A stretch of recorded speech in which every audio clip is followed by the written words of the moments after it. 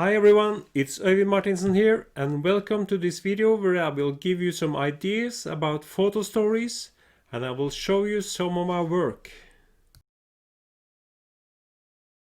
The first story is about the making and the use of concrete blocks. I made a story in a concrete block factory in the Cocle province in Panama. The opening image is an image of a worker carrying 3 heavy blocks. I used a tripod here and I set up the flash on rear curtain sync. Then I get the worker in both motion and sharpness, where the flash at the end of the exposure creates the sharpness.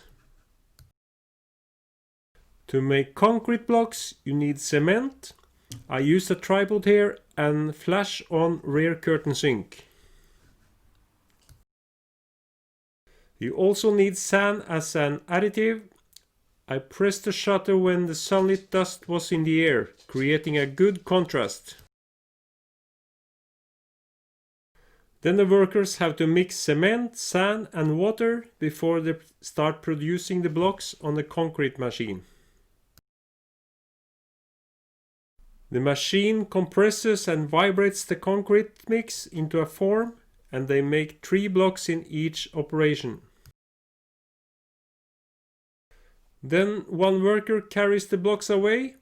Here I use the flash on rear curtain sync too, and I pan the worker as he passed by. And then the blocks are put on the ground.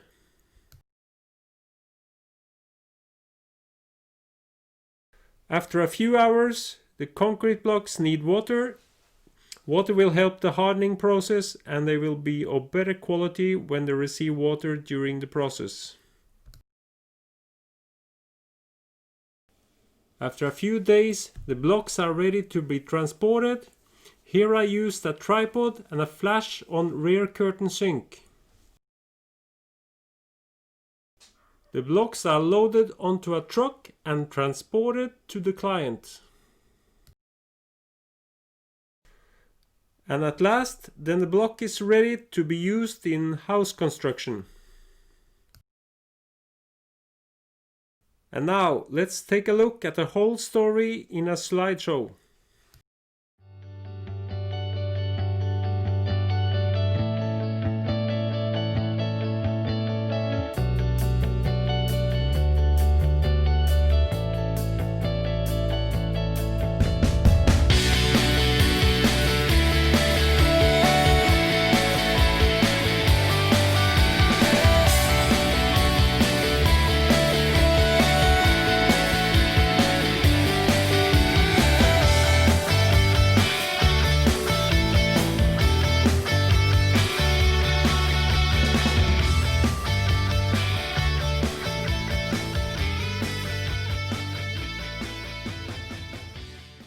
The next story is about northern pike fishing in Norway. The intro image shows the fish, the landscape and the fisher. A good opening and a clear introduction to what this is about. And in the second image we get into the action.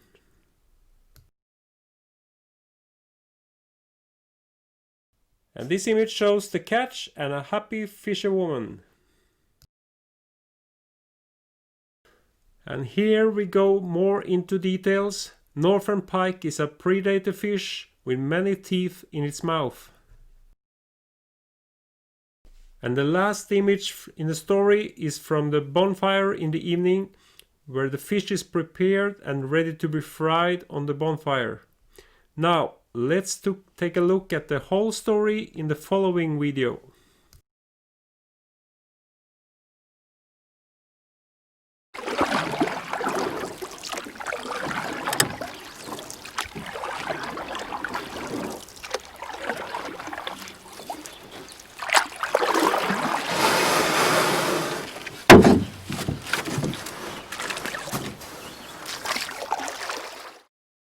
And this story is about the making of raspadura, which is a sugar cake made from sugarcane juice. The sugar cake can be eaten as is or used as an additive for juice or it can just be mixed with water and you can drink it as a sweet juice. I start with an image of the end product and the photo story will document the process. The first step is to cut down sugar canes. The man starts at dawn with this work. Here I used a tripod and a flash on rear curtain sink. And the next part in the process is carrying the sugar canes to the pressing machine. I press the shutter when the man dropped the canes from his shoulder, and the canes have a little motion blur, and that adds more energy to the image. A horse that walks in circles drives the pressing machine.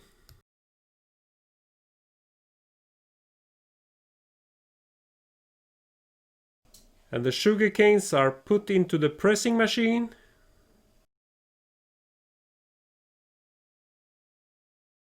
And here I have a wider view of the process from a low camera position.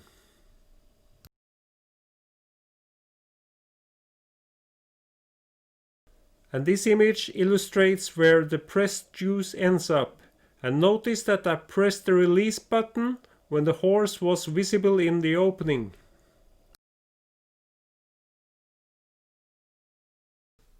Then the juice has to be boiled for several hours. Here I used 3 flash units to light up the place that is in shadows.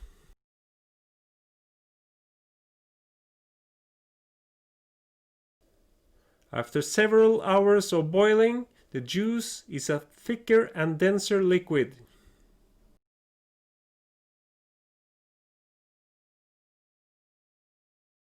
And here the juice is poured into forms.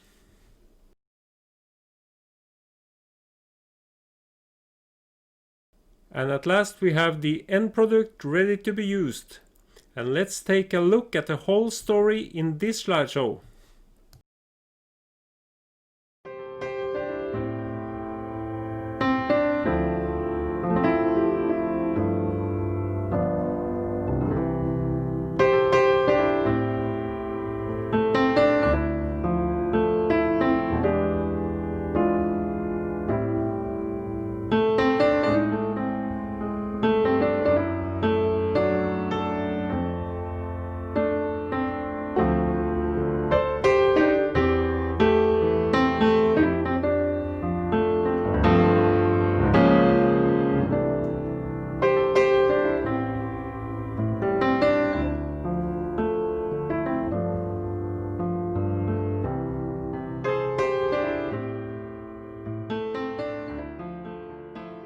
The following slideshow is a longer story about the diverse landscapes of Panama. You learn about settings for landscapes in week 2, so I will not repeat that now. Just sit back and watch.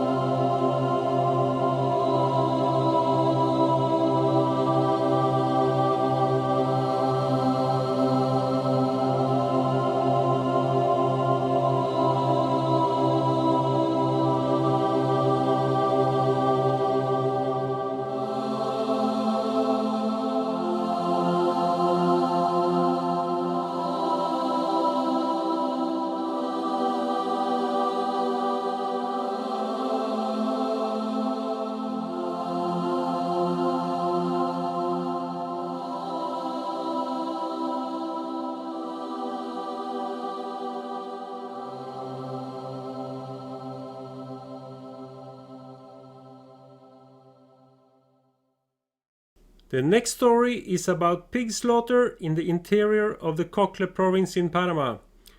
Here I start with the end of the story, the head of the pig named Pancho. The pigs live a good life with the family until the day of slaughter.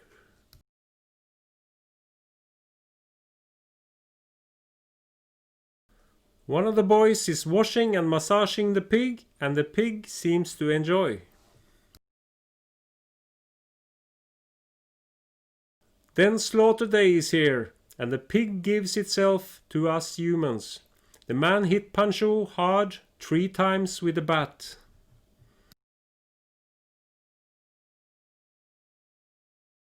And then they drain the blood out of Pancho by sticking a knife into his throat.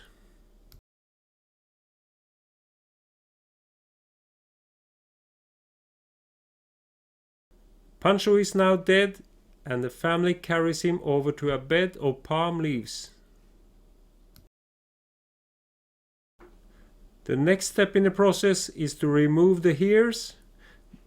They pour hot water over his body and remove the hairs with sharp knives.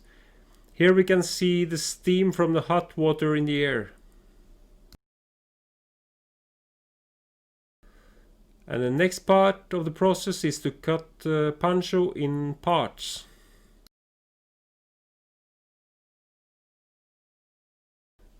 And the pieces will also be cut into even smaller parts with a machete. The whole slaughter process took 4 hours, starting at 3 a.m. in the morning. At dawn, people from the area started coming to buy meat. And in this image, they are using a weight to be able to deliver the right quantity to their clients. I'll end this story by showing a photo of one of the young boys and the happy pig Pancho a few days before the slaughter. In the following slideshow, I will show you the whole story.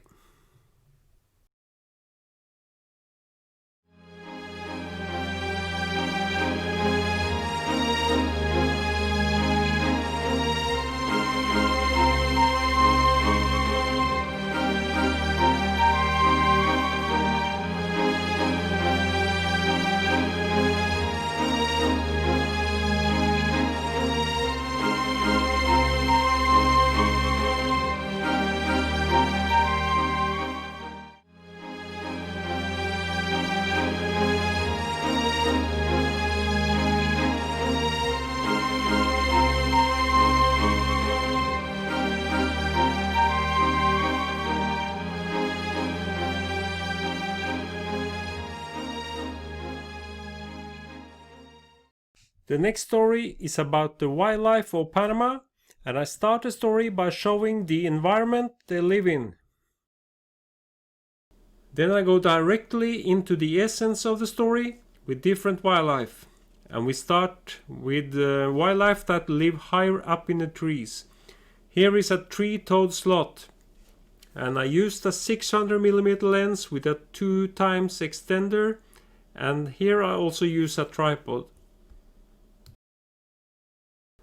And the next is of a male white-throated capuchin marking his territory. Here I handheld the 600mm lens.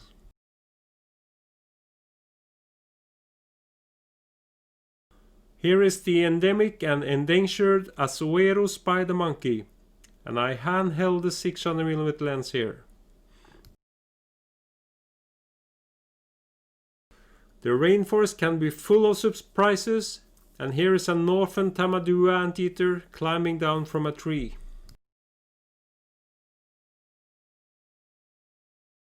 This is a mantled howler monkey, and it's posing in a tree, and I handheld my 600mm lens here. And here is a white-nosed coati early in the morning. Now the story changes and we move from mammals and over to birds. The resplendent quetzal is considered the world's most beautiful bird, and it is good to have it in a photo story from Panama. Here I used the 600mm lens and I used the fill flash with the flash beamer. The great egret is one of my favorite birds in Panama, and here I handheld the 600mm lens. A pair of red lord parrots in synchronized flight. Here I used the 100 to 400mm lens at 400mm and I handheld it. And here is a flock of cattle egrets taken with a 100 to 400mm lens and with a flash on rear curtain sync. And here I used the 600mm lens on this juvenile snail kite lifting off from the branch. And here I introduce a lower part of the rainforest, and the following images are taken at lower levels in the forest. A brown wine snake is hanging down from a branch and it is looking straight into the lens. I used a 180mm macro lens with a macro flash. Near the forest floor at nighttime can be a good time to photograph frogs. I found a pair of mating spiny Cochrane frogs and I used a 180mm macro lens with extension tubes, and I also used a macro flash. Then we move further down and to the lake shores, and on this croc I handheld my 600mm lens. And this is a huge American crocodile and they can grow very big. In one of the rivers I found the neotropical river otter, which is an endangered species, and I used my 600mm lens on a tripod. The purple gallinule is a very beautiful waterfowl. I used the 600mm lens on this one. The last image is of two lesser yellow-headed vultures sitting on a branch in evening light. And now let's take a look at the whole story in the next slideshow.